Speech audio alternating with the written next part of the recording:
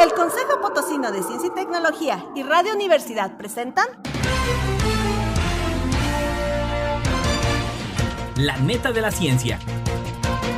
Espacio informativo sobre todo lo acontecido en ciencia, tecnología e innovación En San Luis, México y el mundo. ¡Comenzamos!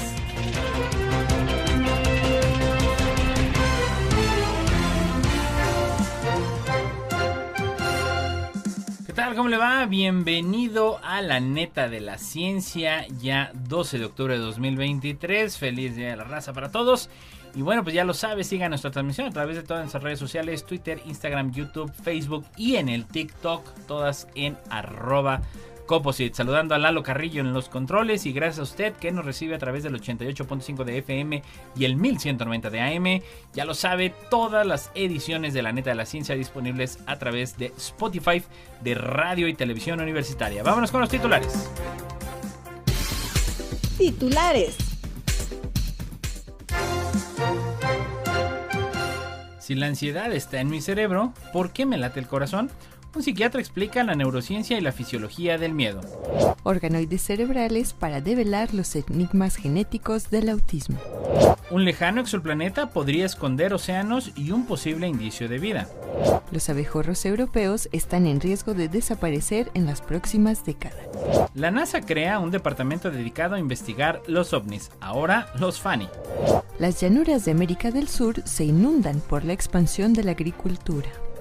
Dos ondas solares se acercan a la solución del misterio de la corona solar. Sustituir la mitad de la carne y la leche por vegetales reduciría las emisiones globales. La materia comprende el 31% de todo lo que hay en el universo. Nanopartículas ultrapequeñas de carbonato cálcico para mejorar el diagnóstico de la aterosclerosis. La avería de la nave espacial Soyuz MS-22 servirá para entrenar a nuevas tripulaciones.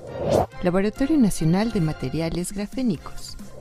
Equipo científico identifica posible magnetar, el objeto más magnético conocido del universo. Hallan lo que sería la reserva de litio más grande del mundo.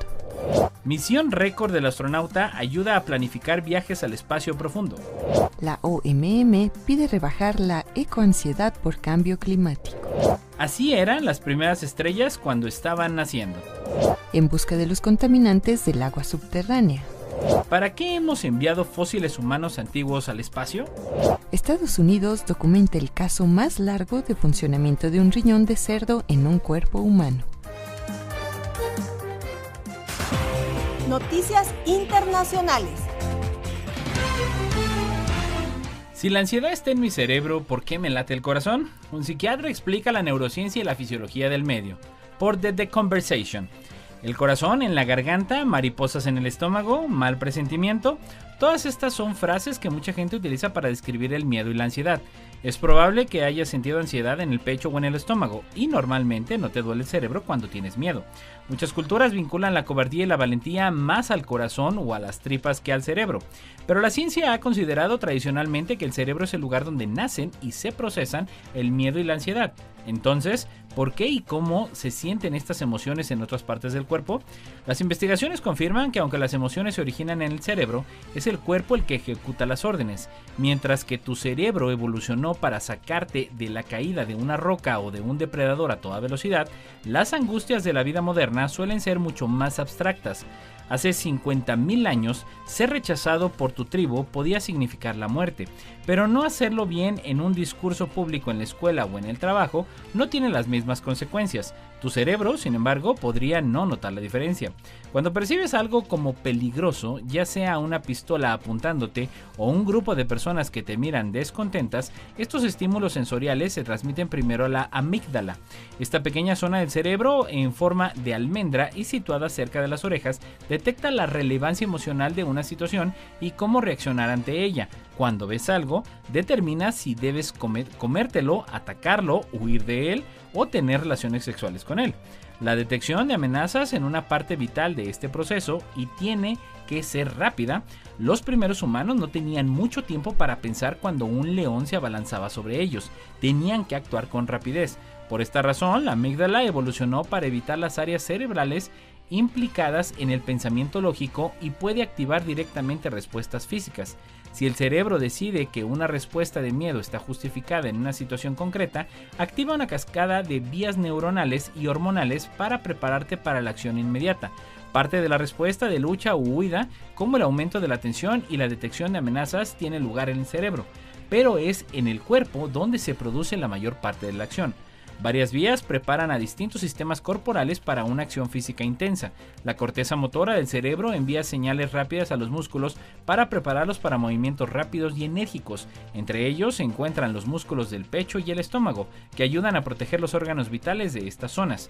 Eso podría contribuir a una sensación de opresión en el pecho, en el estómago en condiciones de estrés.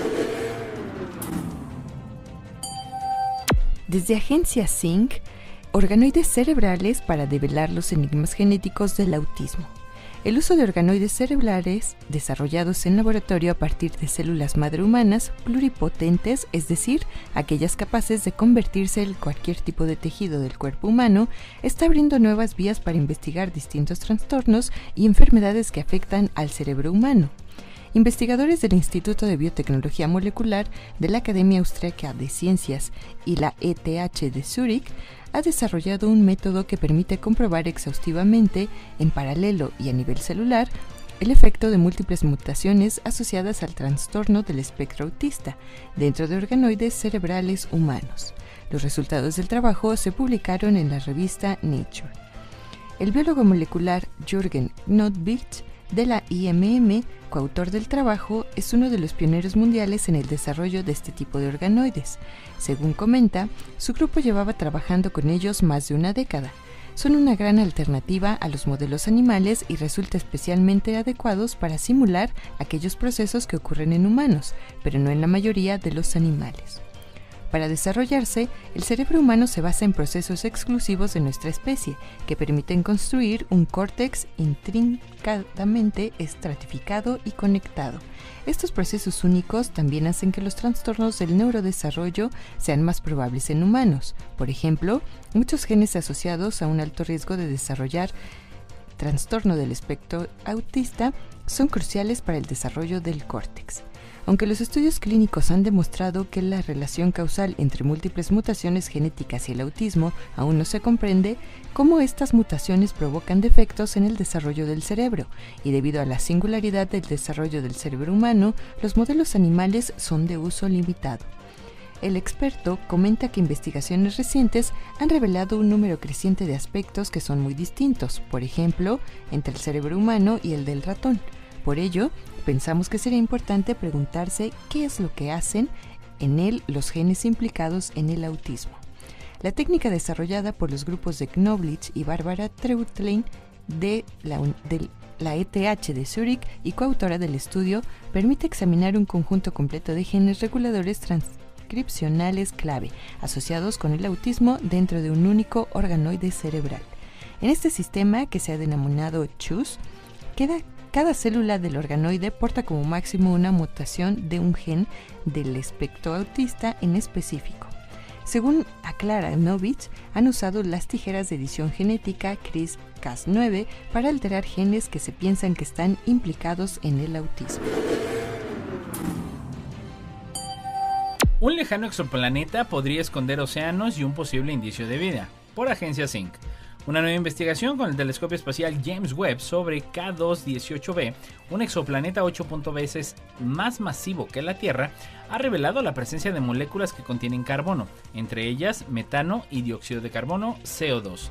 Este descubrimiento se suma a estudios recientes y observaciones del Hubble que sugieren que este mundo podría ser un planeta iceano, con una atmósfera rica en hidrógeno y una superficie cubierta de océanos de agua.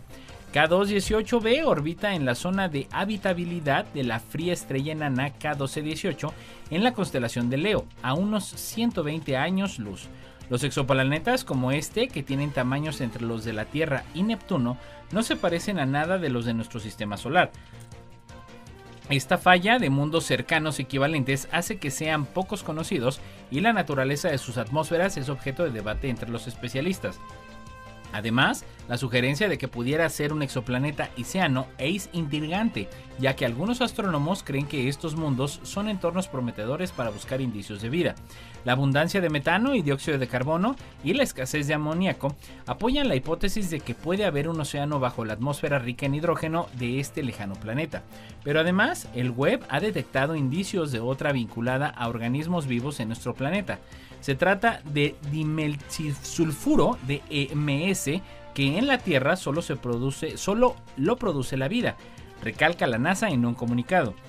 Y la mayor parte del DMS en la atmósfera terrestre es emitido por el fitoplancton en ambientes marinos. Aunque K218b se encuentra en la zona habitable de su estrella y se sabe que alberga moléculas de carbono, esto no significa necesariamente que el planeta pueda albergar vida, según los investigadores.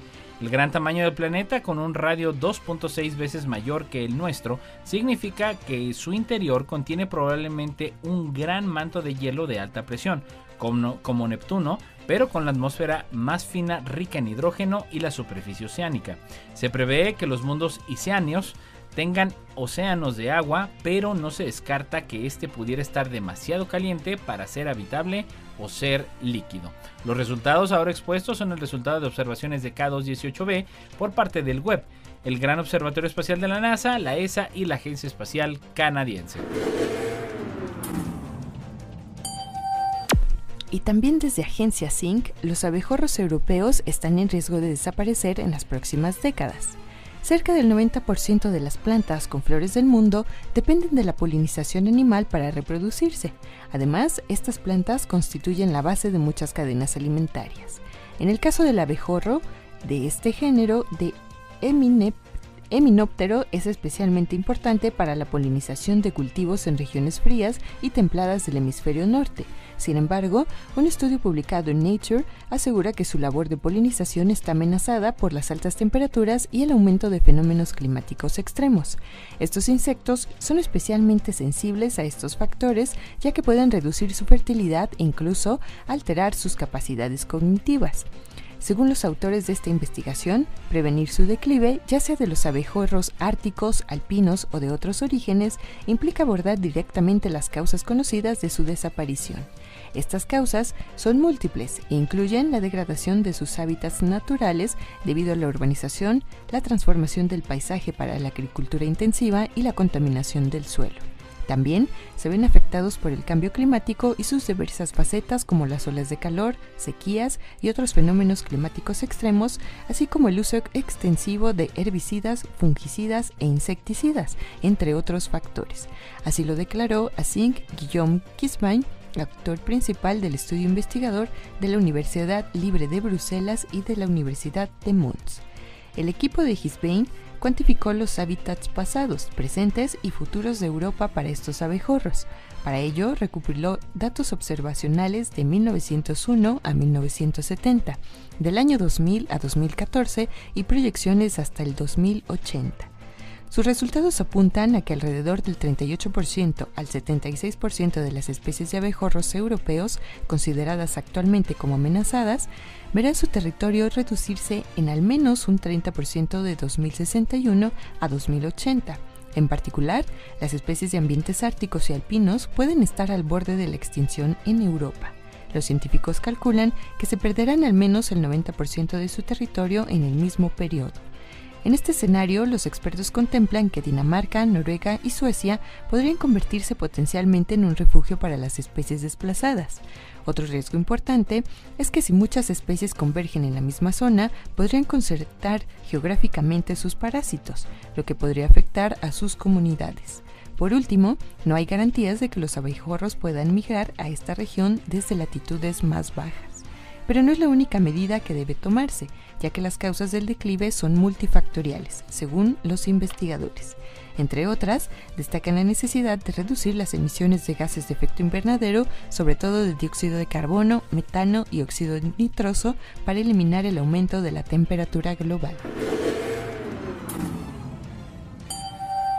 La NASA crea un departamento dedicado a investigar los ovnis, ahora los FANI, por F. La NASA ha anunciado en días pasados que creará un departamento especial para estudiar los fenómenos aéreos no identificados, FANI en español, UAP en inglés, Unidentified Anomalous Phenomena, tras haber constatado que lo que llamamos tradicionalmente ovnis no se están estudiando adecuadamente. También prometió transparencia en cualquier posible descubrimiento. El administrador de la NASA, Bill Nelson, afirmó que la Administración Nacional de Aeronáutica y el Espacio decidió nombrar a un nuevo director, cuya identidad no se quiso revelar, para encontrar sentido a los sucesos observados en el cielo que no pueden identificarse como globos, aeronaves o como fenómenos naturales conocidos desde una perspectiva científica. La jefa de la misión científica de la NASA, Nicola Fox, afirmó que los ovnis son uno de los mayores misterios de nuestro planeta, y esto se debe a la cantidad limitada de datos de alta calidad que rodean estos incidentes y que a menudo lo hacen inidentificables. La NASA ha llegado a estas conclusiones tras las recomendaciones del informe Fenómenos Anómalos No Identificados, presentado ahora y que encargó a un equipo de científicos independientes. El documento afirma que en la actualidad la detección de los FANI puede ser fortuita, capturada por sensores que no fueron diseñados ni calibrados para este tipo de propósitos y que carecen de metadatos completos. Por tanto, los expertos recomiendan a la NASA que desempeñe un papel destacado en el esfuerzo de todo el ejecutivo para comprender los FANIs, aprovechando su amplia experiencia para contribuir a un enfoque integral basado en evidencia y arraigado en el método científico. El director del nuevo departamento dedicado a los ovnis, detalló Fox, se encargará de centralizar las comunicaciones, los recursos y las capacidades analíticas de datos de todo el gobierno federal para establecer una base de datos sólidas para la evaluación de cualquier dato futuro. En la rueda de prensa, Nelson, ex senador demócrata que en 1986 se convirtió en el segundo miembro del Congreso en viajar al espacio, negó que el ejecutivo estadounidense esté siendo poco transparente con los fenómenos que se encuentran y no se pueden identificar, e insistió en que la NASA no ha hallado ninguna evidencia de que los FANI tengan un origen extraterrestre. El pasado julio, un subcomité del Congreso de los Estados Unidos pidió al gobierno que informe de los datos que tienen sobre objetos voladores no identificados tras escuchar la declaración de exmiembros del ejército que aseguraron haberlos visto y que también dijeron que las autoridades guardan pruebas de ellos. Las llanuras de América del Sur se inundan por la expansión de la agricultura. Las planicies de América del Sur se inundan cada vez más, dejando bajo el agua comarcas enteras en la región Chaco-Pampeana de Argentina. La pérdida de vegetación nativa de raíces profundas y la disminución de la evapotranspiración debido a la rápida expansión agrícola en las llanuras ha llevado a una escasa profundidad de las capas freáticas, la acumulación de agua subterránea que se encuentra bajo el nivel del suelo. Este fenómeno, del que se conoce todavía poco, está provocando un incremento de las inundaciones en toda la comarca, como sugiere un estudio publicado en Science. La deforestación por la agricultura de granos, un mercado que no para de aumentar a nivel mundial, ha reducido la capacidad de los suelos para extraer el agua, provocando encharcamientos permanentes en los campos argentinos, señaló así Esteban Jovagui, ingeniero agrónomo del Consejo Nacional de Investigaciones Científicas y Técnicas y uno de los autores principales de la investigación. Como expone el trabajo llevado a cabo por el Grupo de Estudios Ambientales de la Universidad Nacional de San Luis, en algunas comarcas del hemisferio sur, la capa freática, conocida también como napa, está subiendo cada vez más a la superficie, provocando grandes inundaciones. Según sugieren los autores, esto se debería a la disminución de las profundidades de enraizamiento y a la evapotranspiración asociada con el cambio de los regímenes de plantas nativas a agrícolas. Combinando datos de teledetección y observación de monitorización de aguas subterráneas, el equipo científico descubrió que a medida que los cultivos fueron reemplazando la vegetación y los pastizales nativos, las inundaciones en la región se hicieron gradualmente más expansivas y más receptivas a los eventos de precipitación, un fenómeno debido al ascenso del manto freático. Según detalla, desde que se tienen registros de su profundidad del manto, cálculos que iniciaron en 1970, este ha ascendido 17 centímetros por año. Los investigadores también analizaron mediante imágenes satelitales la historia de inundación de la región de los últimos 40 años, estableciendo una correlación a nivel regional entre los cambios en el uso del suelo, el surgimiento de nuevas áreas susceptibles de quedar cubiertas por agua.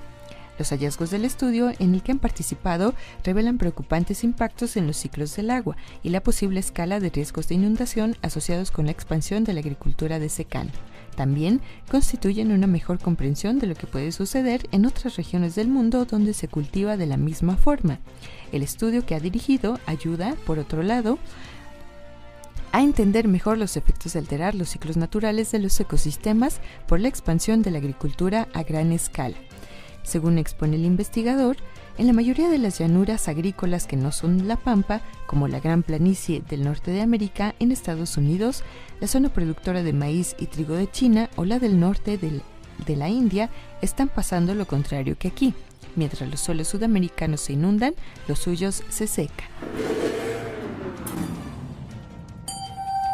2 sondas solares se acercan a la solución del misterio de la corona solar, por Agencia Zinc.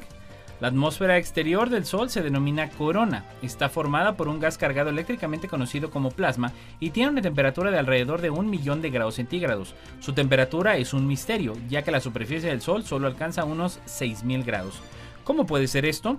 La corona debería ser más fría que la superficie porque la energía del Sol procede del horno nuclear de su núcleo y las cosas se enfrían de forma natural cuando más se alejan de la fuente de calor.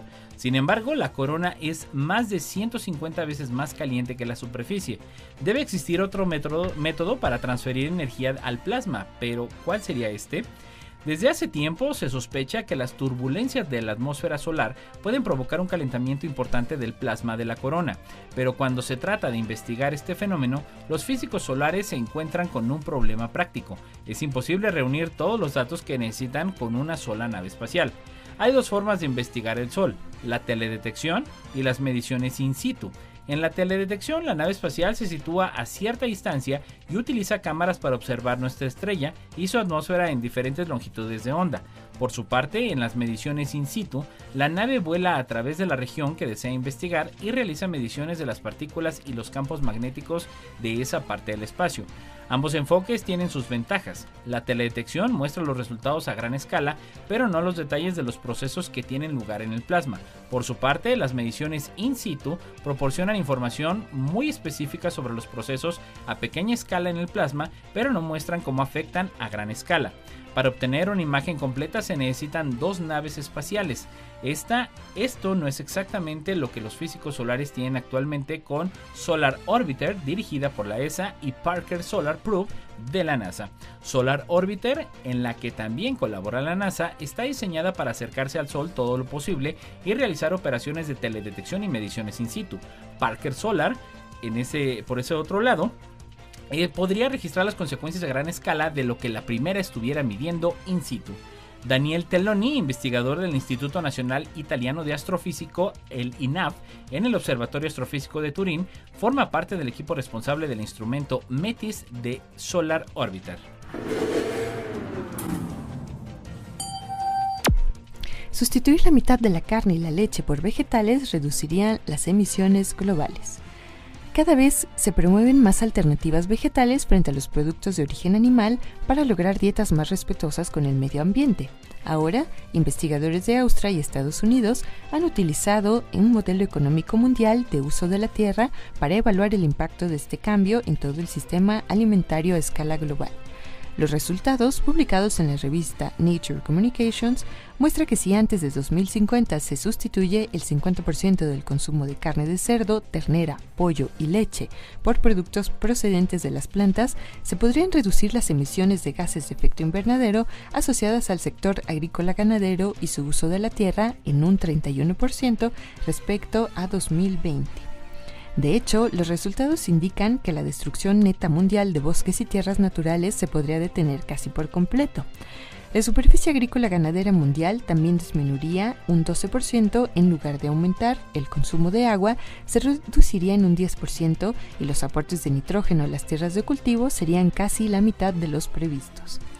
A pesar de representar menos del 20% del suministro mundial de energía alimentaria, los productos de origen animal son responsables de la mayoría de los impactos negativos sobre el uso de la tierra, la utilización del agua, la biodiversidad y las emisiones de gases de efecto invernadero en los sistemas alimentarios mundiales.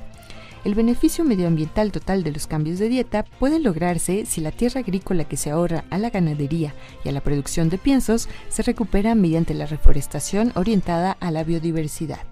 Según el estudio, la reforestación de las tierras liberadas de la producción ganadera cuando los productos cárnicos y lácteos se sustituyen por alternativas vegetales, doblaría los beneficios climáticos y reduciría a la mitad el futuro declive de la integridad de los ecosistemas de aquí a 2050. La superficie restaurada podría contribuir hasta en un 25% a las necesidades mundiales estimadas de restauración de la tierra que se plantean para 2030 en el Banco Mundial de Biodiversidad de Kunming-Montreal de la Conferencia de las Partes del Convenio sobre Diversidad Biológica. Aunque los resultados apoyan el aumento del uso de sustitutos de la carne de origen vegetal, los autores reconocen que el ganado es una valiosa fuente de ingresos y alimento para los pequeños agricultores de los países de renta baja y media y tiene importantes funciones culturales, reduce el riesgo y diversifica los ingresos de los pequeños agricultores. Pero simultáneamente, el cambio climático amenaza los medios de subsistencia de los pequeños ganaderos. Por tanto, será crucial una rápida actuación política y de gestión para evitar el riesgo medioambiental y apoyar a los agentes de la cadena de valor ganadera para una transición del sistema alimentario socialmente justa y sostenible. La materia comprende el 31% de todo lo que hay en el universo, por Europa Press. Un estudio publicado en The Astrophysical Journal ha determinado que la materia constituye el 31% de la cantidad total de materia y energía en el universo, y el resto consiste en energía oscura. Una de las preguntas más interesantes e importantes de la cosmología es ¿cuánta materia existe en el universo? Un equipo internacional ha logrado medir por segunda vez la cantidad total de materia, al medir la cantidad de galaxias en cada cúmulo en su muestra de Sloan Digital Sky Survey. El equipo pudo estimar la masa total de cada uno de los cúmulos. Luego pudieron comparar el número y la masa observados de cúmulos de galaxias por unidad de volumen con las predicciones de simulaciones numéricas. La mejor coincidencia entre observaciones y simulaciones fue con un universo que constaba de 31% de la materia total. N, valor de concordancia excelentemente con el obtenido utilizando observaciones del fondo cósmico de microondas del satélite Planck. Cabe destacar que este satélite es una técnica completamente independiente. El objetivo atribuye su logro a ser el primero en utilizar con éxito la espectroscopía, la técnica que separa la radiación en un espectro de bandas o colores individuales para determinar con precisión la distancia de cada cúmulo, y las verdaderas galaxias, miembros que están unidas gravitacionalmente al cúmulo en lugar de intrusos en segundo plano o en primer plano a lo largo de la línea de visión. Estudios anteriores que intentaron utilizar la técnica MRR se basaron en técnicas de imágenes mucho más toscas y menos precisas, como el uso de fotografías del cielo tomadas en algunas longitudes de onda para determinar la distancia a cada cúmulo y las galaxias cercanas que eran verdaderos miembros.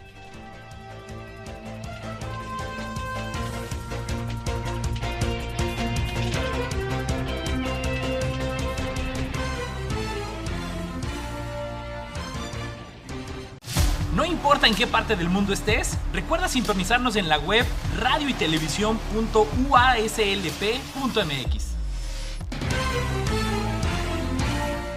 La avería en la nave espacial Soyuz M-22 servirá para entrenar a nuevas tripulaciones, por Sputnik News.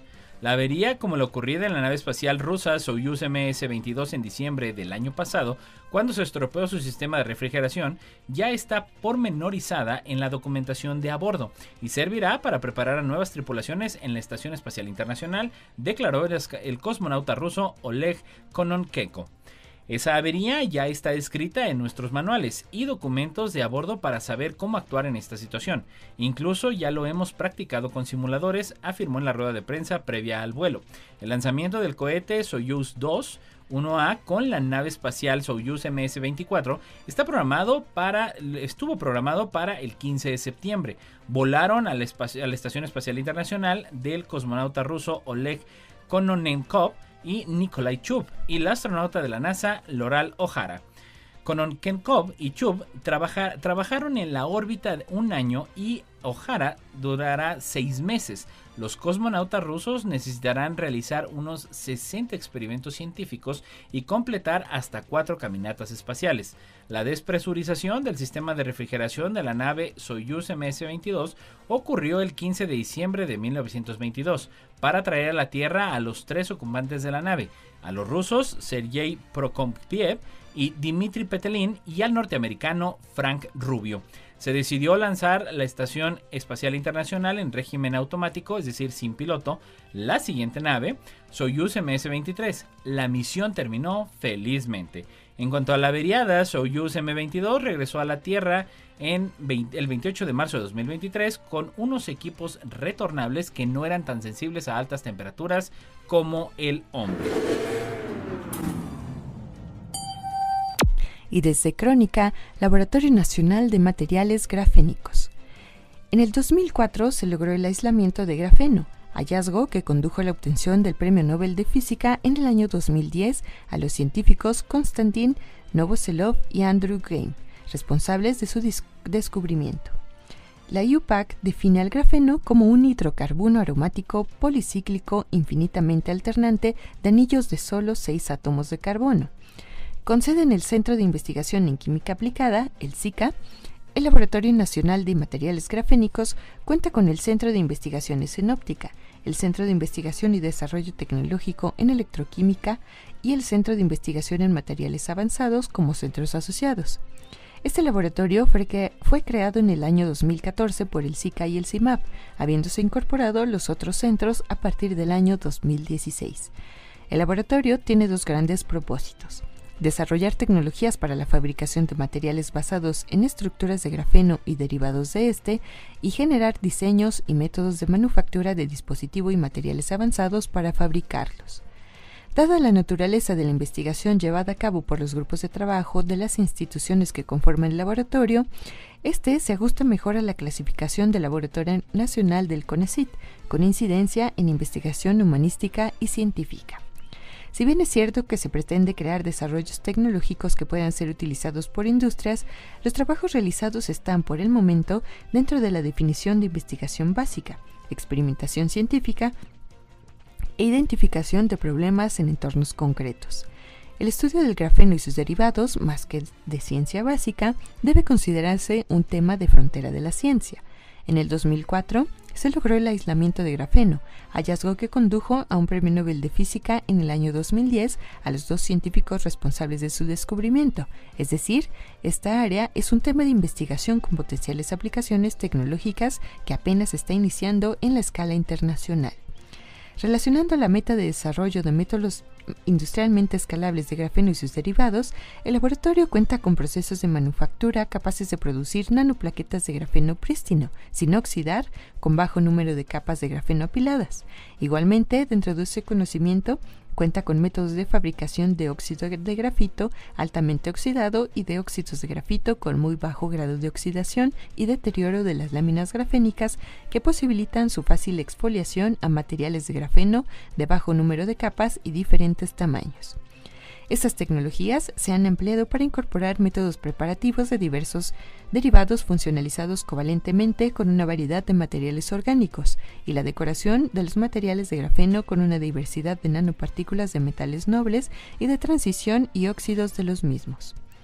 Contar con tecnologías escalables de manufactura de grafeno, óxido de grafeno y materiales compuestos basados en ello ha permitido su utilización en aplicaciones como la fabricación de baterías y capacitores, tintas conductoras para circuitos flexibles, electrodos transparentes, transistores, sensores y biosensores, membranas de purificación de aguas, líquidos y gases, materiales de uso biomédico, entre otras aplicaciones.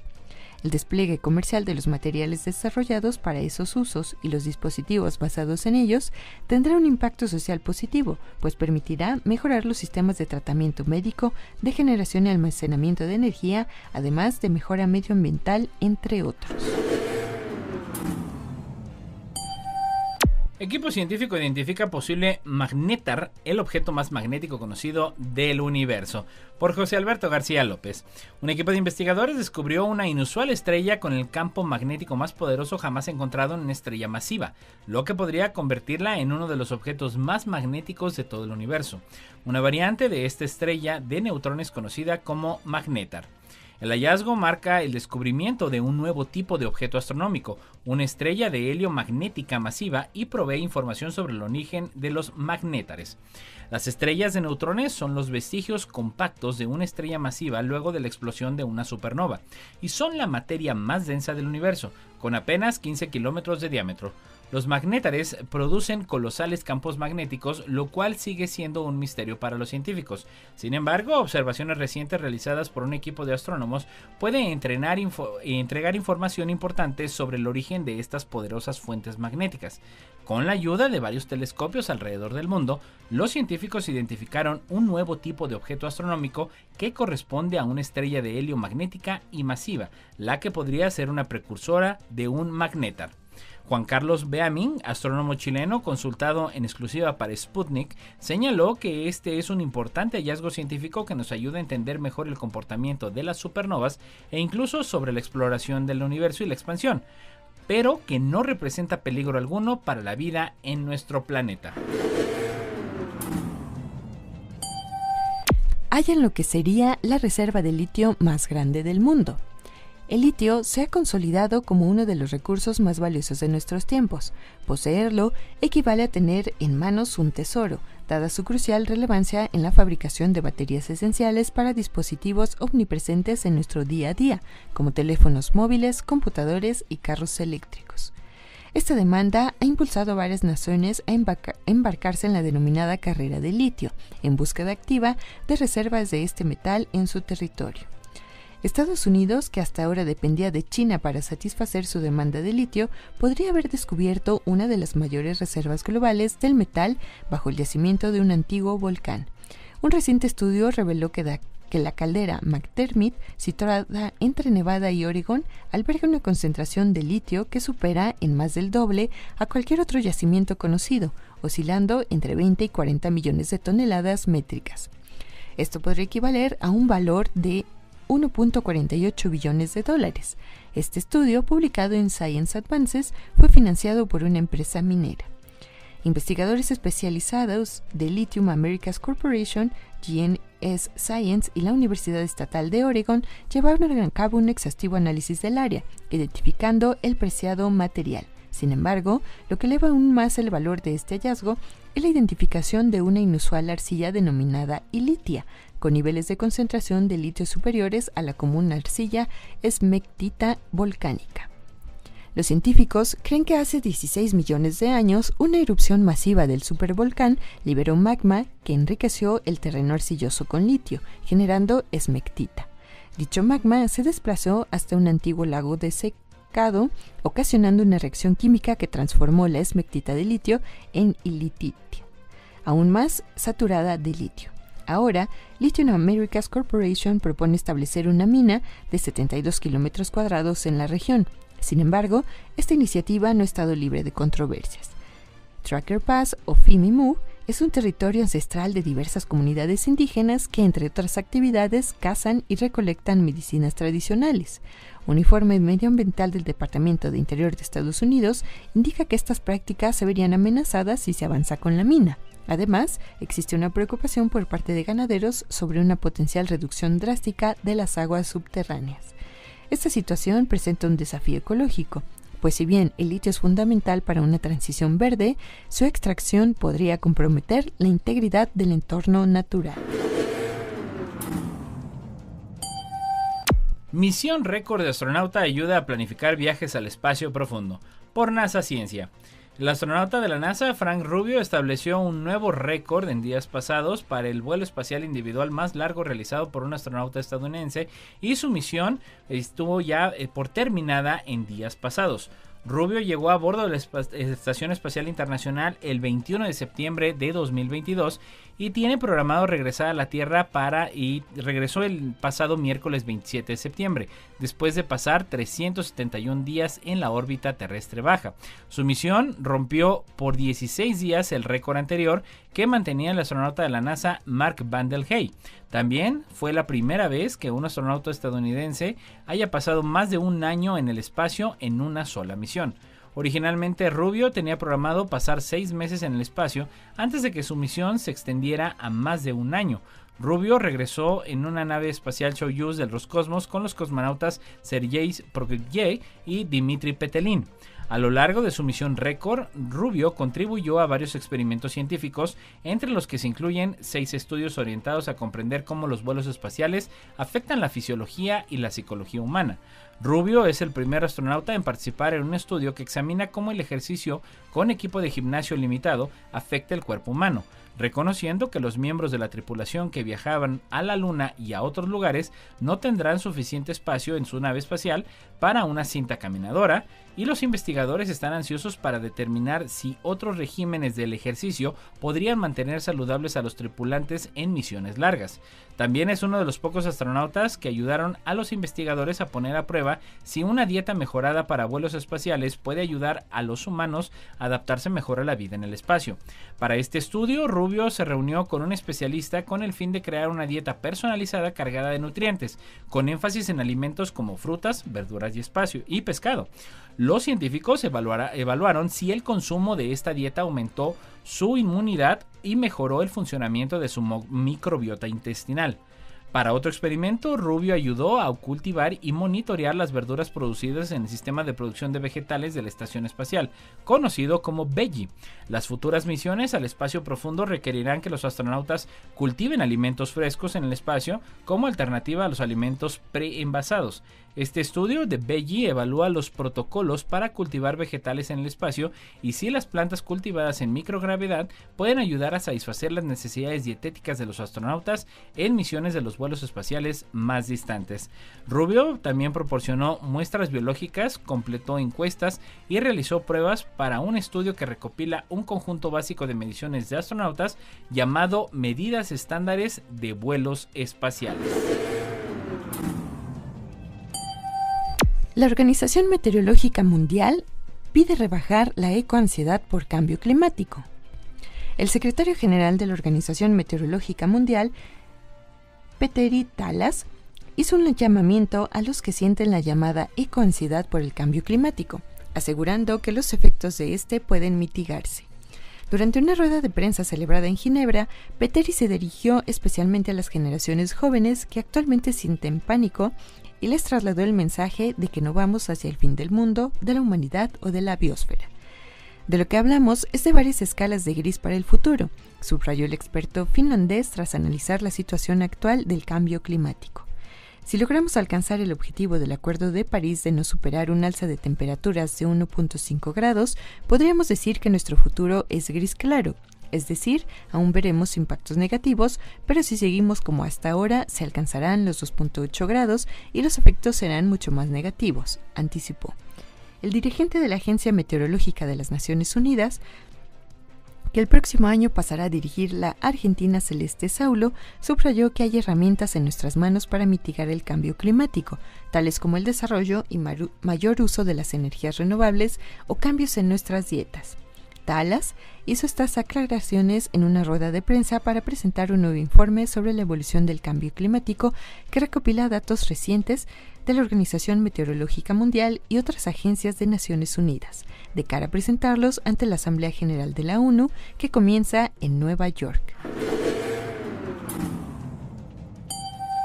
Así eran las primeras estrellas cuando estaban naciendo, por National Geographic. Las primeras estrellas no se parecían en nada a las estrellas relativamente frías y longevas que pueblan mayoritariamente el universo actual. En aquella época, hace más de 13.500 millones de años, casi toda la materia visible del universo estaba compuesto de hidrógeno con algo de helio. Sin elementos más pesados, las primeras estrellas, una vez encendidas por la fusión nuclear, agotaron sus reservas de hidrógeno y estallaron en supernovas.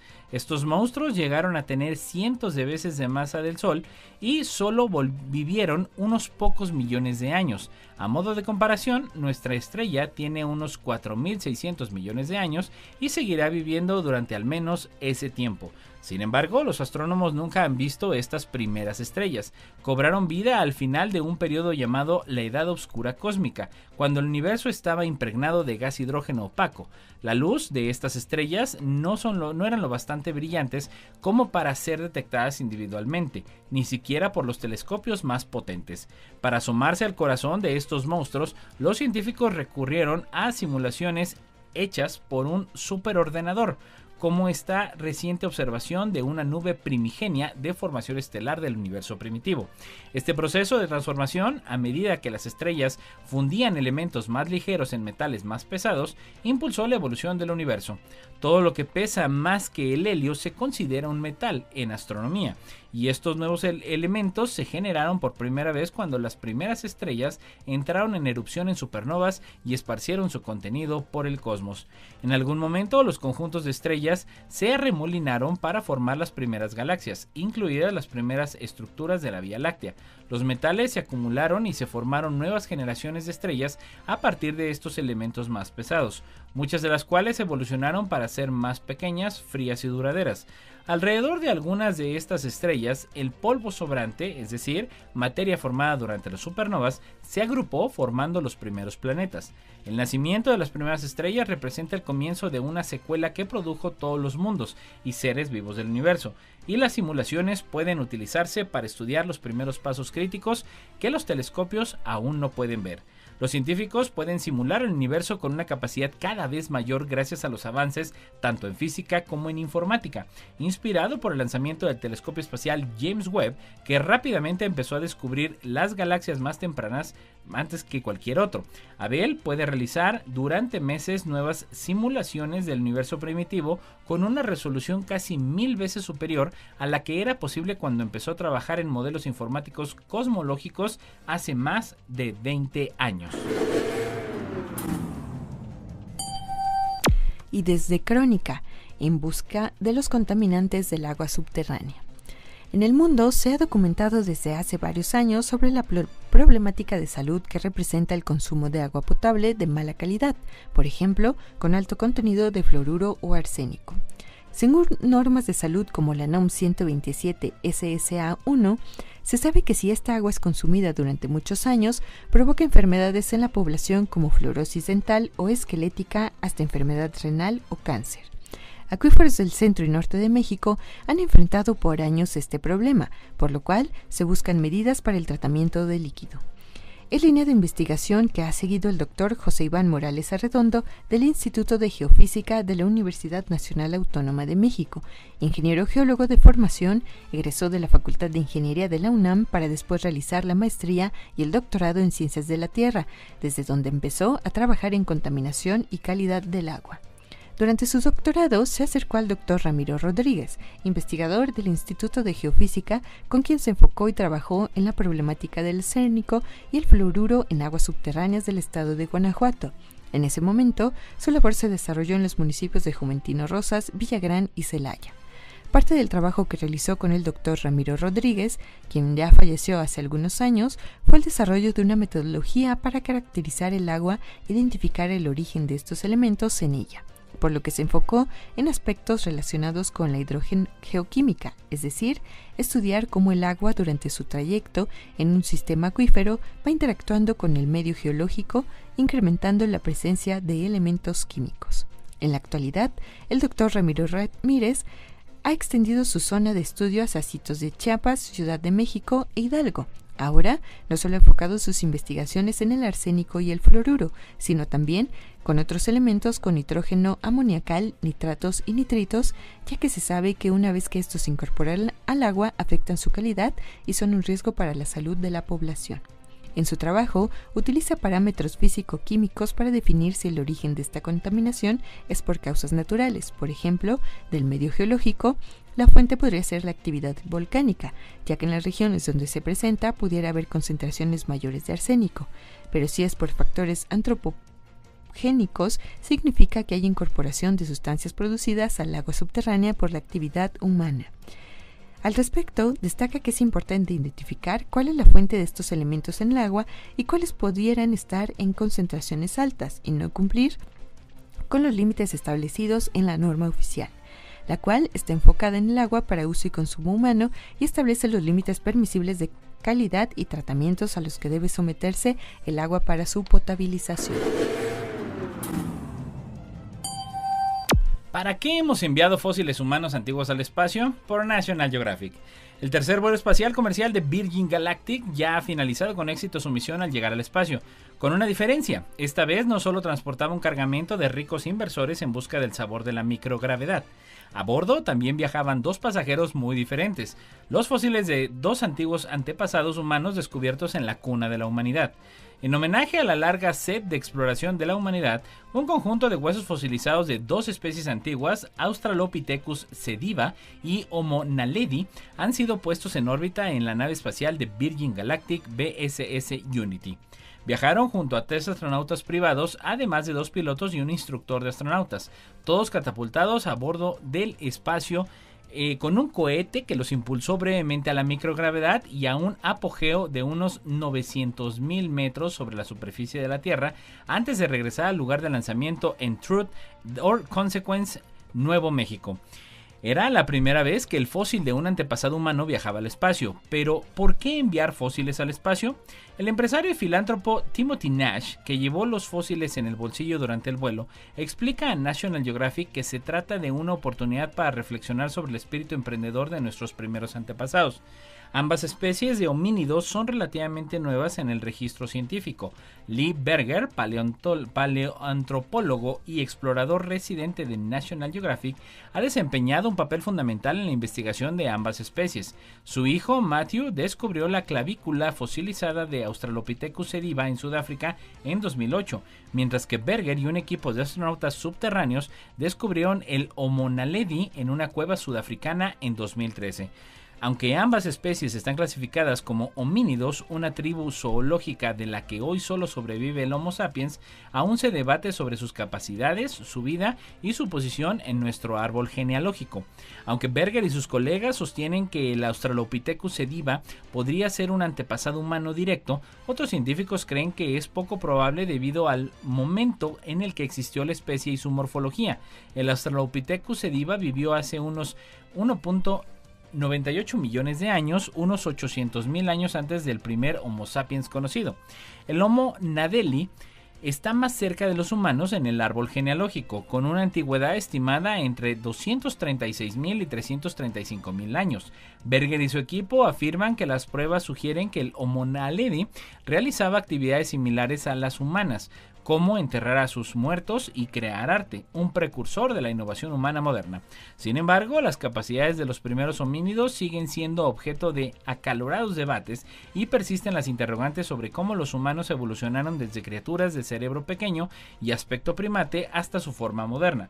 Aún así, Berger afirma que la decisión de lanzar estos especímenes a la subórbita es una forma de honrar las profundas raíces de la ciencia y la innovación, que casi siempre están en África, desde la invención del fuego hasta la creación de símbolos y arte y la elaboración de significados.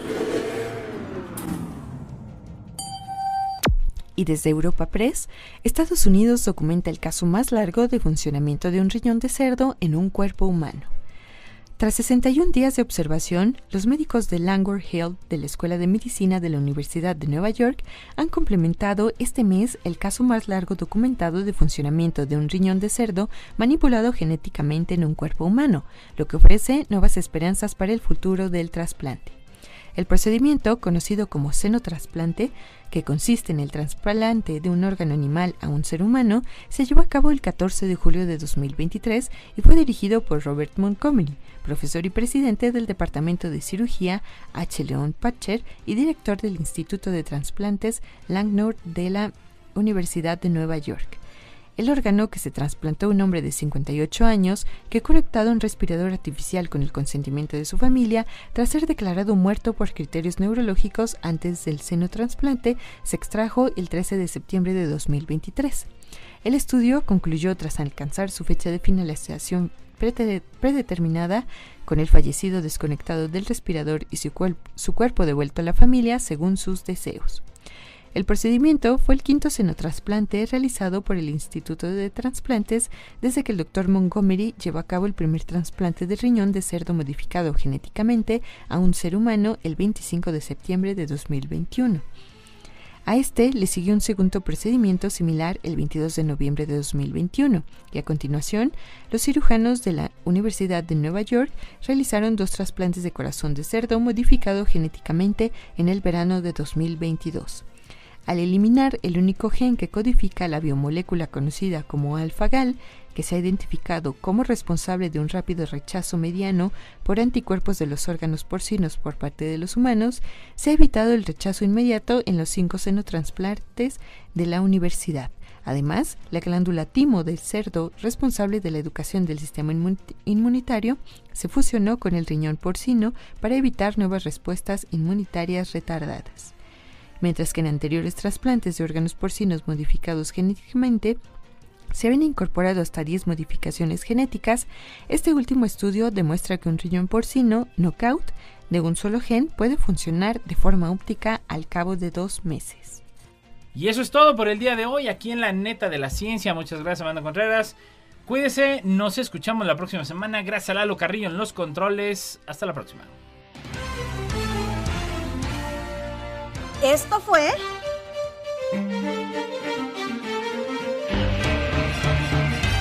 La Neta de la Ciencia. Noticiero de Ciencia, Tecnología e Innovación. Presentado por el Consejo Potosino de Ciencia y Tecnología y Radio Universidad.